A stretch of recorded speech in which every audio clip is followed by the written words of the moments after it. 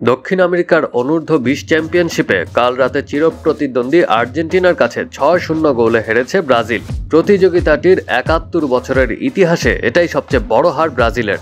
এর আগে সর্বোচ্চ 3 গোলের ব্যবধানে হেরেছিল দলটি।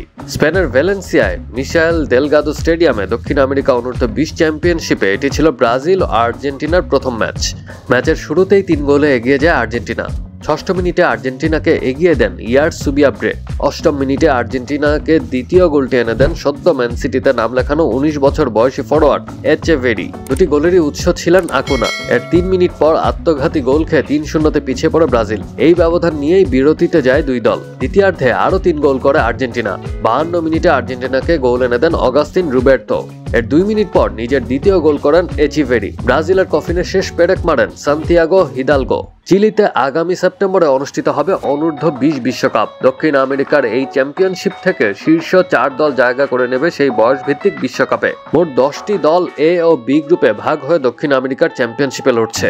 প্রতি গ্রুপ থেকে শীর্ষ 3 দলকে নিয়ে মোট 6 দলের রাউন্ড রবিন খেলা হবে। সেখান থেকে শীর্ষ 4 দল জায়গা পাবে চিলি বিশ্বকাপে। জাতীয় দলের যে কোনো স্তর অর্থাৎ অনূর্ধ্ব-15 থেকে সিনিয়র দল বিবেচনায় ব্রাজিলের বিপক্ষে এটাই আর্জেন্টিনার সবচেয়ে বড় ব্যবধানে জয়।